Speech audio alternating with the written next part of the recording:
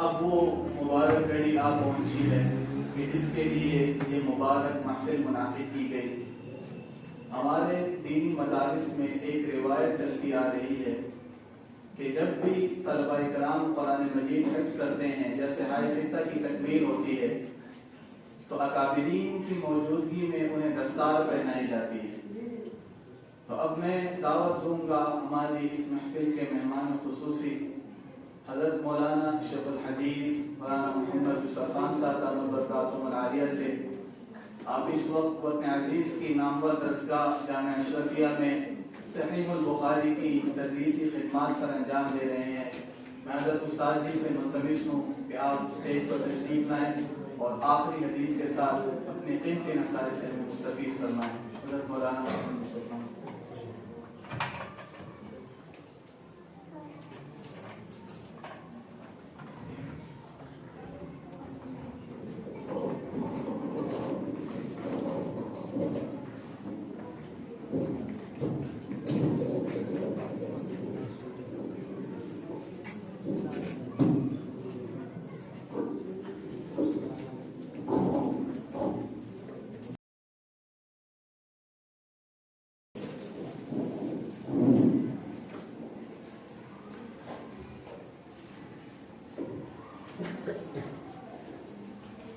باب قول الله ونضع الموازين القسط ليوم القيامة وأن أعمال بني آدم وقولهم يوزن. وقال مجاهد القسطاس العدل بالربوبية، ويقال القسط مصدر المقسط وهو العادل، وأما القاسط فهو الجائر. وبه قال حدثنا أحمد بن أشكاب قال حدثنا محمد بن فضيل عن عمارة بن القعقاع عن أبي زرعة عن أبي هريرة رضي الله عنه قال قال النبي صلى الله عليه وسلم كلمتان حبيبتان إلى الرحمن خفيفتان على اللسان ثقيلتان في الميزان سبحان الله وبحمده سبحان الله العظيم. محترم خواتین و حضرات، الحمدللہ آپ حضرات نے بخاری شریف کی آخری حدیث کو سنا اور اس میں نبی کریم صلی اللہ علیہ وسلم نے جن الفاظ کی ہمیں تلقین فرمائی ان الفاظ کو بھی آپ ذہن نشین فرمائیے گا اور برکت کے لیے طالبات بھی وہ کلمات پڑھ لیں۔ آپ میں سے بھی جتنے حضرات تشریف فرما ہیں وہ یہ کلمات پڑھ لیں کہ حضرت ابو ہریرہ رضی اللہ تعالیٰ عنہ سے روایت ہے کہ نبی صلی اللہ علیہ وسلم نے فرمایا کلمتان حبیبتان الی الرحمن، دو کلمے رحمان کو بہت زیادہ محبوب ہیں، خفیفتان علی اللسان، جو زبان پر بڑے ہلکے ہیں، ثقیلتان فی المیزان، لیکن نامہ اعمال میں بہت وزنی ہے، سبحان اللہ و بحمدہ سبحان اللہ العظیم۔ تو آپ خواتین بھی اتنی آہستہ آواز سے خود سنائی دے وہ پڑھیں اور مرد حضرات اونچی آواز سے ذرا پڑھ لیجیے سبحان اللہ و بحمدہ سبحان اللہ العظیم سبحان اللہ و بحمدہ سبحان اللہ العظیم سبحان اللہ و بحمدہ سبحان اللہ العظیم۔ یہ آخری روایت جو ابھی آپ خواتین و حضرات نے سنی، اس میں نبی کریم صلی اللہ علیہ وسلم نے انہیں اپنی زبان سے چند کلمات ادا کرنے کی تلقین فرمائی اور فرمایا کہ یہ زبان پر بڑے ہلکے آہستگی سے ادا ہو جاتے ہیں اور ان میں بڑی تاثیر ہے کہ ثقیلتان فی المیزان، یہ نامہ اعمال میں بہت وزنی ہوگی۔ اور امام بخاری رحمہ اللہ نے جو باب قائم کیا اس میں فرمایا وَنَضَعُ الْمَوَازِينَ الْقِسْطَ لِيَوْمِ الْقِيَامَةِ، کہ اللہ تعالیٰ نے فرمایا کہ ہم قیامت کے دن میزان ترازو رکھیں گے جس میں انسان کے اعمال کو تولا جائے گا. اور آگے فرمایا وَأَنَّ أَعْمَالَ بَنِي آدَمَ وَقَوْلَهُمْ يُوزَنُ کہ بنی آدم کے اعمال کو بھی تولا جائے گا اور ان کے اقوال کو بھی تولا جائے گا. انسان جو اپنی زبان سے باتیں نکالتا ہے انہیں بھی تولا جائے گا. اس لیے اللہ تعالیٰ نے ہمیں سورۃ الاحزاب کے اندر ایک آیت میں ایک اصول زندگی کا سمجھایا یا ایھا الذین آمنوا اتقوا اللہ وقولوا قولا سدیدا. اے ایمان والو اللہ سے ڈرو اور اپنے بول کو درست کرنا. آج وقت کی بہت بڑی ضرورت ہے کہ مرد بھی خواتین بھی بچے بھی یہ اپنی زبان کو درست کر لیں, اپنے بول کو درست کر لیں. اس سے ہوگا کیا؟ اللہ نے خود اس آیت میں بتایا کہ یا ایھا الذین آمنوا اتقوا اللہ وقولوا قولا سدیدا. اے ایمان والو اللہ سے ڈرو اور اپنے بول کو درست کر لو, سیدھی بات کہو, درست بات کہو. پھر کیا ہوگا؟ یصلح لکم اعمالکم, وہ اللہ تمہارے سارے کام درست کر دے گا. آج جس گھر کے اندر, جس رشتے کے اندر آپ کو پیچیدگیاں نظر آئیں, آپ کو پریشانی نظر آئے, گھر کا ماحول بگڑ رہا ہو, تو یہ انسان اپنے بول کو درست کر لے, اللہ حالات کو درست کر دے گا. صرف اپنی زبان کو درست کر لے. لوگ تو یہی کہتے ہیں کہ یہ خواتین کو سبق سکھانا چاہیے, درست, لیکن آج ہم جب معاشرے میں دیکھتے ہیں تو زبان کا فساد جہاں خواتین کی طرف سے سامنے آتا ہے وہاں مردوں کی طرف سے زیادہ سامنے آنے لگا ہے. یہ انسان اپنے بول کو کیسے درست کرے؟ کیونکہ اس کے بول, جو زبان سے یہ بولتا ہے, ان کو قیامت کے دن تولا جائے گا. اسی لیے میں نے شروع میں 3 بار وہ کلمات آپ سے کہلوا دیے کہ سبحان اللہ و بحمدہ سبحان اللہ العظیم, کہ جس کی برکت سے اللہ تعالیٰ ہماری زبان کو پاکیزہ بنا دے. جب آپ نے اپنی زبان سے یہ بول بولے تو آپ کی زبان پاک ہو گئی, اور یہ کلمات آخرت میں نامہ اعمال میں درج ہوں گے انشاءاللہ. اور کیا پتا آج کی نشست میں جن خواتین نے اور جن مردوں نے یہ کلمات کہے ہیں, یہ ایک کلمہ نامہ اعمال میں قبول ہو جائے اور وزنی ہو جائے تو اللہ اسی بدلے میں جنت میں بھیج دے گا انشاءاللہ. اس لیے کہ حدیث میں آتا ہے, محدثین بھی جانتے ہیں, اساتذہ آپ کے جانتے ہیں, آپ عزیز طالبات آپ نے بھی وہ حدیث پڑھی, اسے کہتے ہیں حدیث بطاقہ. حدیث بطاقہ, بطاقہ کہتے ہیں کاغذ کے ایک ٹکڑے کو, کارڈ کو, کہ قیامت کے دن ایک شخص کے اعمال تولے جا رہے ہوں گے تو گناہوں کا پلڑا بھاری ہو جائے گا, یعنی اس کے گناہ زیادہ ہو جائیں گے اور اس کو جہنم میں ڈالا جانے لگے گا. کہ ایک دم ایک کاغذ کا ٹکڑا اٹھتا ہوا آئے گا. حدیث میں نبی صلی اللہ علیہ وسلم نے سمجھایا, ایک کاغذ کا ٹکڑا اٹھتا ہوا آئے گا اور اس کے نامہ اعمال میں رکھا جائے گا, اور ایک دم وہ نامہ اعمال وزنی ہو جائے گا اور یہ انسان جنت میں داخل ہو جائے گا. پھر پوچھا گیا کہ اس کاغذ کے ٹکڑے پر کیا لکھا ہوا تھا, تو نبی صلی اللہ علیہ وسلم نے بتایا کہ اس کاغذ کے ٹکڑے پر کلمہ طیبہ لکھا ہوگا, پاک کلمہ لکھا ہوگا, جو اس نے اپنی منہ سے, اپنی زبان سے نکالا اور اللہ کے ہاں قبول ہو گیا. آج وہ ایک کلمہ اخلاص کے ساتھ پڑھا ہوا سارے گناہوں پر بھاری ہو گیا اور اللہ نے اس کو جنت میں بھیج دیا. یہ انسان کی زبان سے نکلنے والا بول اتنا قیمتی ہوتا ہے. اور یاد رکھ لیجیے گا, یہ علماء بھی جانتے ہیں اور آپ عزیز طالبات آپ نے نحو میں پڑھا اور ان علماء نے شرح جامی میں پڑھا کہ مولا جامی رحمہ اللہ نے لفظ کلمہ, ہم جو بات منہ سے نکالتے ہیں اس کو لفظ کہتے ہیں, جس کی جمع الفاظ آتی ہے, اور اس کو کلمہ بھی کہتے ہیں.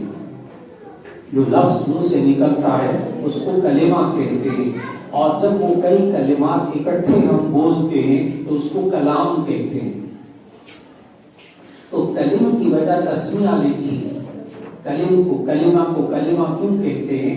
تو مولا جامی لکھتے ہیں، نحو میں اساتذہ پڑھاتے ہیں کہ کلم کا معنی ہے زخمی کرنا، کلم کا معنی زخمی کرنا، اور کلمہ کو کلمہ اس لیے کہتے ہیں کہ یہ اتنی تاثیر رکھتا ہے جتنا زخم انسان کے بدن میں اثر کرتا ہے یہ الفاظ انسان کی ذات پر اثر کرتے ہیں۔ چنانچہ مولا جامی نے وہاں ایک شعر لکھا حضرت علی کرم اللہ وجہہ کا، بڑا کمال کا شعر ہے حضرت علی کا۔ مولا جامی شرح جامی میں وہ شعر نقل کرتے ہیں، جراحات السنان لہل تیام ولا یلتام ما جرح اللسان، جراحات السنان لہل تیام، گیزوں کے جو زخم ہوتے ہیں وہ منتقل ہو جاتے ہیں، وہ ٹھیک ہو جاتے ہیں، انسان اپنے آپریشن کو بھول جاتا ہے، جسم میں چوٹ لگی ہوتی ہے اس کو بھول جاتا ہے، وہ ٹھیک ہو جاتی ہے، لیکن ولا یلتام ما جرح اللسان، زبان جو زخم لگاتی ہے وہ منتقل نہیں ہوتے، وہ ٹھیک نہیں ہوتے، وہ بڑی دیر تک تازہ رہتے۔ اتنا اثر ہے ہماری اس زبان کے اندر، اچھا کلمہ نکلے گا اچھا اثر ہوگا، بری بات نکلے گی برا اثر ہوگا۔ اب آج کی نشست میں آپ کو پیغام یہ دینا ہے اس آخری حدیث کے حوالے سے کہ ہم اپنی زبان کو درست کیسے کریں، ہم اپنے بول کو درست کیسے کریں، سیدھی بات کون سی ہوتی ہے، غلط بات کون سی ہوتی ہے۔ میں کوشش کروں گا کہ آسان سے آسان ہو تاکہ بچوں کو بچیوں کو بھی سمجھ میں آئے اور ماں باپ کو خوب سمجھیں اچھی طرح کہ آج بڑی محنت کی ضرورت ہے کہ اپنے بچوں کی زبان کو پاکیزہ بنائیے، اپنے بچوں کے بول کو پاکیزہ بنائیے، ان کی زبان کو درست کیجیے۔ کیسے؟ اب اس کا طریقہ قرآنی طریقہ بتانے لگا۔ اللہ ہمارا خالق ہے، اس نے انسان کے پورے جسم کو بنایا، اس نے اس زبان کو بھی بنایا اور زبان کا استعمال بھی سکھایا۔ اللہ نے قرآن مجید میں 10 عیب بتائے ہیں انسان کی زبان کے، اس میں سے اگر ایک عیب بھی، ایک برائی بھی اس کے بول کے اندر ہوگی تو وہ بول درست بول نہیں ہوگا، وہ سیدھی بات نہیں ہوگی، وہ قول سدید نہیں ہوگا۔ یا ایھا الذین آمنوا اتقوا اللہ وقولوا قولا سدیدا، تم درست بول بولو۔ یہ درست بول کون سا ہوتا ہے؟ یاد رکھ لیجیے گا، اس آیت میں سچ بولنے کو نہیں کہا گیا، اس کے لیے اور آیات ہے۔ سچ بولنا بہت اچھی بات ہے، جھوٹ بولنا بہت بری بات ہے، سب کو پتہ ہے، لیکن اللہ نے اس آیت میں سچ بولنے کو نہیں کہا، بلکہ یہ کہا کہ تم سیدھی بات کہا کرو، درست بول بولا کرو، اس لیے کہ کبھی کبھی انسان سچ بولتا ہے اور اللہ تعالیٰ کو اس کا وہ سچ بولنا پسند نہیں ہوتا۔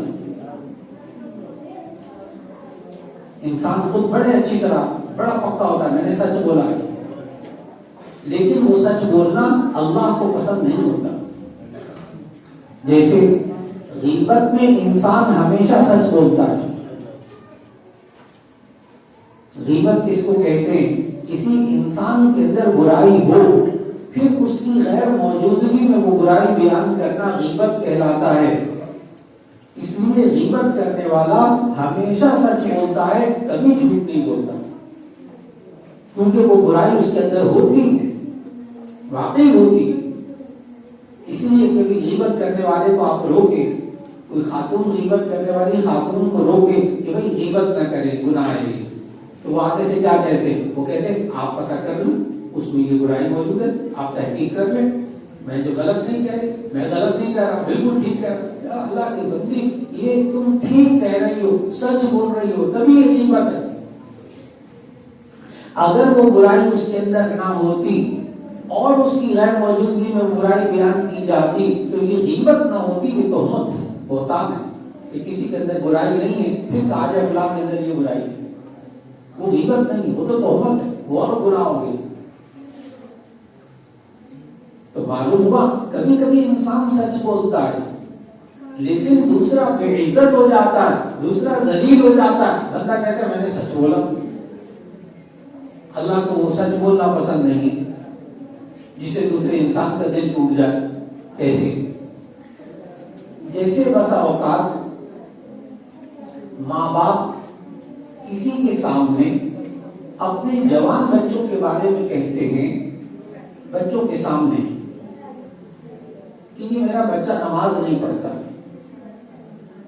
نماز نہیں پڑھتا. اب واقعی نہیں پڑھتا، اب سچ بولا. لیکن جوان بچہ، میں نے جوان بچے اور بچی کی بات کی ہے، جوان بچہ اس باپ سے نفرت کرنے لگ جاتا ہے کہ اس نے میرے دوستوں کے سامنے، میرے عزیز و قارب کے سامنے مجھے ذلیل کیوں کیا. بولا سچ کہ نماز نہیں پڑھتا، لیکن وہ باپ سے کھینچ جائے گا وہ بچہ. اور اگر باپ نے اپنے آپ کو نہ سنبھالا تو کچھ عرصے بعد وہ باپ سے نفرت کرنے لگے کہ یہ باپ کو مجھے ہر ایک کے سامنے ذلیل کرتا پھرتا. بات کو بڑے غور سے سمجھنا ہے. تو اللہ تعالیٰ نے قرآن مجید کے اندر زبان کے 10 عیب بتائے ہیں. آج کا عام ترین پیغام آج کی نشست کا، اللہ نے قرآن میں زبان کے 10 عیب بتائے ہیں. ہم نے اپنی زبان کو ان 10 عیبوں سے ہر صورت میں پاک کرنے کی کوشش کرنی ہے. نمبر 1 جھوٹ. بہت آسان کر کے عرض کرنے لگا. نمبر 1 جھوٹ. اگر زبان میں لفظ نکلا، بول نکلا اور اس میں جھوٹ ہوا تو ایسی صورت میں وہ درست بول نہیں ہوگا. نمبر 2 غیبت. غیبت کسی کی غیر موجودگی میں اس کی وہ برائی بیان کرنا جو اس کے اندر موجود ہے. اللہ نے سورہ حجرات میں فرمایا کہ مردہ بھائی کے گوشت کھانے کے برابر، مردہ بھائی کے گوشت کھانے کے برابر اس کا گناہ ہوتا ہے. لا يغتب بعضكم بعضا أيحب أحدكم أن يأكل لحم أخيه ميتا. 2 گناہ ہو گئے، ایک جھوٹ، ایک غیبت. نمبر 3 بہتان تراشی، تہمت لگانا. کسی کے اندر برائی نہ ہو، کہا جائے فلاں کے اندر یہ برائی ہے. نمبر 4 نمبر 1 جھوٹ، نمبر 2 غیبت، نمبر 3 تہمت، نمبر 4 تمسخر. تمسخر مذاق اڑانا، کسی کی کمزوری بیان کر کے ہنسنا، اس کو تمسخر کہتے ہیں. مذاق اڑانا کسی صورت جائز نہیں، حرام ہے. سورہ حجرات میں اللہ نے منع کیا، یا ایھا الذین آمنوا لا یسخر قوم من قوم عسى ان یکونوا خیرا منهم. یہاں لا یسخر نہیں کا صیغہ ہے، حرمت ثابت ہوتی ہے. 4 چیزیں ہوں گی. نمبر 5 چغل خوری. ایک کی بات دوسرے تک پہنچانا تاکہ ان دونوں کے درمیان لڑائی ہو جائے، اس کو کہتے ہیں چغل خوری. چاہے بات اچھی ہو چاہے بری ہو، اچھی بات بھی اس نیت سے پہنچائی جائے تاکہ ان دونوں کے درمیان لڑائی ہو جائے، اس کو چغل خوری کہتے ہیں. نبی صلی اللہ علیہ وسلم نے فرمایا لا يدخل الجنۃ نمام. چغل جنت میں داخل نہیں ہوگا. یہ لوگوں پر لڑاتا پھرتا تھا، یہ جنت میں جائے گا. قرآن مجید میں ذکر چغل خور کا. حلاف ہے، مشاء بنمیم، نمیم ہے، چغل خور. 5 چیزیں ہو گئی. میں آہستہ آہستہ کیونکہ سبق پڑھانے کی عادت ہے نا، اس لیے طالب علموں کو سبق پڑھاتے تو کوشش کرتے یاد ہو جائے ان کو. تو آج یہ سبق ہو رہا ہے. 5 چیزیں ہو گئی. نمبر 1 جھوٹ، نمبر 2 غیبت، نمبر 3 بہتان تراشی تہمت، نمبر 4 چغل خوری، نمبر 5 تمسخر. 5 چیزیں ہوں گی. نمبر 6 وعدہ خلافی. وعدہ خلافی، زبان سے وعدہ کر لینا پھر پورا نہ کرنا.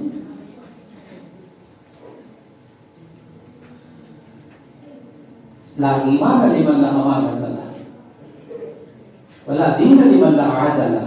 اور اللہ نے قرآن میں کیا کہا، یا ایھا الذین آمنوا اوفوا بالعقود. اے ایمان والو اپنے وعدوں کو پورا کرو. زبان سے وعدہ کر لیا پورا نہیں کرتے. اگر بالفرض کوئی وعدہ کر لیا نہیں پورا کر سکے معذرت کر لیں اگلے سے، وہی میں نے آپ سے وعدہ کیا تھا معذرت چاہتا ہوں میں اس کو پورا نہیں کر سکتا، کم سے کم آپ کے ذمے سے تو آپ بری ولیمہ تو ہو جائیں گے، چپ کر کے نہیں بیٹھنا چاہیے۔ 6 ہو گئے، چھٹا وعدہ خلافی۔ نمبر 7 جھوٹی قسمیں کھانا، جھوٹی قسمیں کھانا، حلاف مشاہد بنمی، جھوٹی قسمیں کھانا گناہ کبیرہ۔ 7 ہو گئے۔ نمبر 8 دھوکہ دینا، زبان سے کوئی بول بول کے دھوکہ دینا، عام معمول کسی کو غلط خبر پہنچا دیتے ہیں، بعد میں کہتے ہیں میں تو مذاق کر رہا تھا، دھوکہ دی۔ دھوکہ دینا یہ اللہ نے قرآن میں سورۃ البقرہ کے دوسرے رکوع میں منافقین کی نشانی بتائی ہے۔ دھوکہ دینے کو عربی میں کہتے ہیں خدیعہ۔ آیت آپ کے ذہن میں آ گئی، یخادعون اللہ والذین آمنوا وما یخدعون الا انفسهم وما یشعرون۔ ادھر جاتے ہم آپ کے ساتھ ہیں، ادھر جاتے ہم آپ کے ساتھ ہیں۔ منافق دھوکہ دے، کتنے ہو گئے؟ 8۔ نمبر 9 برے القاب سے کسی کو پکارنا، سورہ حجرات، لا تنابزوا بالالقاب بئس الاسم الفسوق بعد الایمان، برے القاب سے پکارنا کسی کو یہ جائز نہیں ہے۔ ہم بس اوقات بچوں کے نک نیم ڈال دیتے، چھوٹے بچوں کے نا مختصر نام ڈال دیتے، جائز جب تک کہ بچوں کے نام کو بگاڑا نہ جائے، نام کو بگاڑا نہ جائے، لیکن کوئی پیار بھرا نام رکھ دیا جائے جسے نک نیم کہتے ہیں، جائز۔ اور اب جب بچہ بڑا ہو جاتا ہے، جوان ہو جاتا ہے، پھر اس کو اس نک نیم سے، اس پیار بھرے نام سے پکارا جائے، وہ ناراض ہو جاتا ہے۔ اب یہ بھی القاب میں شامل ہو گئی، کیونکہ اب یہ چھوٹا بچہ ہوگا اس کو آپ پکارتے رہیں۔ جیسے ابھی حال ہی میں ایک بڑے پروفیسر صاحب ہیں، بہت بڑے ماشاءاللہ ہارٹ سرجن ہیں، وہ اپنے وارڈ میں ہسپتال میں اپنے مریضوں وغیرہ کو دیکھ رہے تھے، نرس ہیں، ڈاکٹر سارے موجود تھے، ان کا ایک دوست آیا بچپن کا، تو آ کر کہنے لگا بھرے سارے ڈاکٹروں کے سامنے، لوگوں کی کیا حال ہے میرا؟ وہ بڑا پریشان ہو کے میں پروفیسر ہوں، یہاں ہارٹ سرجن ہوں، بچپن میں مجھے گوگی کہتے تھے، لیکن اب یہاں آ کر سب کے سامنے انعام دینا یہ تو بے عزتی ہے نا، اب چڑے گئے، اب ناجائز۔ یہ میں نے ایک خاص سوال کا جواب دیا ہے، اگر ہم بچوں کے نام رکھ دیں تو بچپن کی حد تک گنجائش موجود ہے، جب وہ بڑے ہو جائے تو چڑنے لگے تو وہ بھی لا تنابزوا بالالقاب میں شامل ہے۔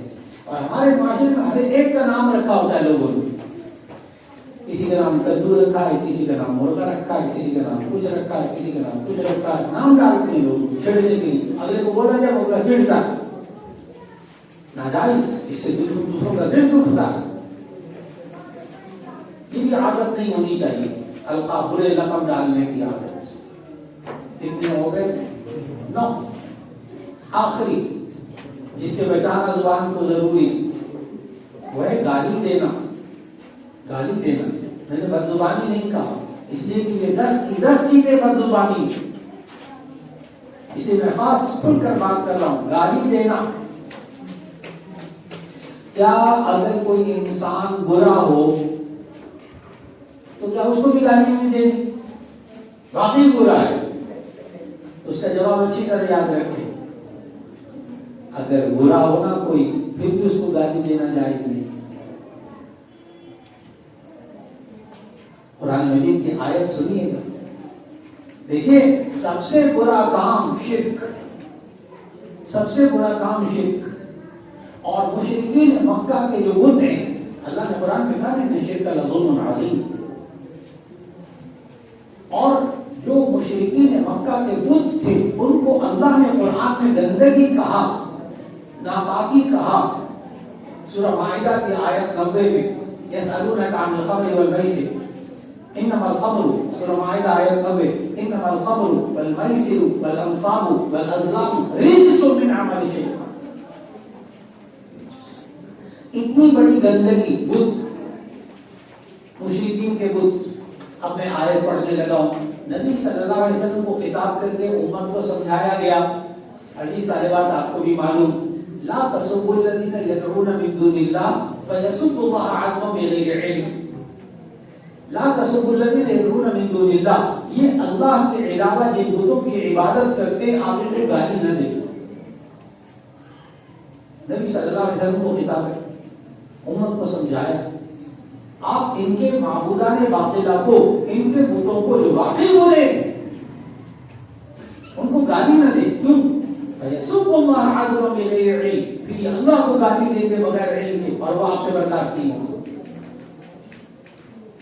آج ہمارے معاشرے میں عام ہو چکا, کسی کے بزرگ کو گالی دینا, کسی کے بڑے کو گالی دینا, کسی رہنما کو گالی دینا عام ہو چکا. جواب میں کیا کرتا ہے, وہ جواب میں اس کے رہنما کو, اس کے بڑے کو گالی دے گا. کسی کے باپ کو گالی دے گا, وہ اپنے باپ کو گالی دے گا, وہ ہے کہ آپ نے اپنے باپ کو خود گالی دی. آپ ذریعہ بنے. آج معاشرے کے اندر رہنماؤں کو گالی, دوسرے کے رہنماؤں کو گالی دینا غلط بات ہے. بالفرض برا بھی ہو, آپ دلیل کے ساتھ اس کی برائی بیان کر دیں, دلیل کے ساتھ. جیسے اللہ نے ان بتوں کی برائیاں قرآن میں بیان کی ہیں. یہ مکھی کی نہیں بنا سکتے,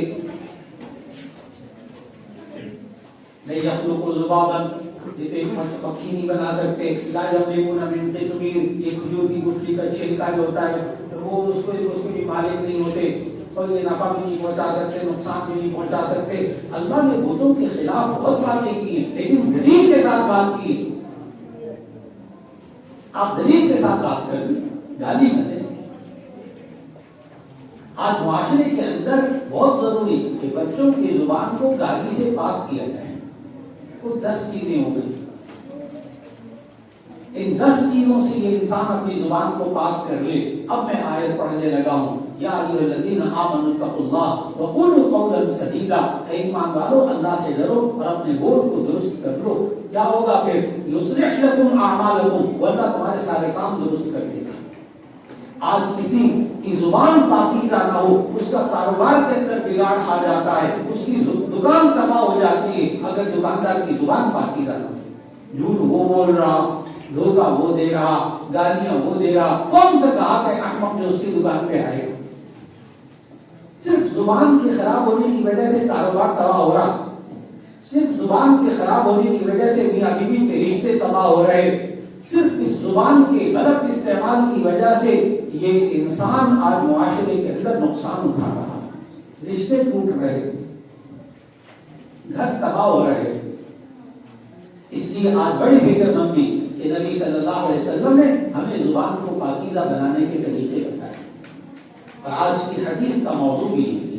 اور ہم کیوں بری باتوں سے بچیں, زبان سے بری باتیں, یہ جو 10 باتیں بتائی ہیں, اس لیے کہ ان کو تولا جائے گا قیامت کے دن. وَأَنَّ أَعْمَالَ بَنِي آدَمَ وَقَوْلَهُمْ يُوزَنُ, یہ کہا امام بخاری رحمہ اللہ نے.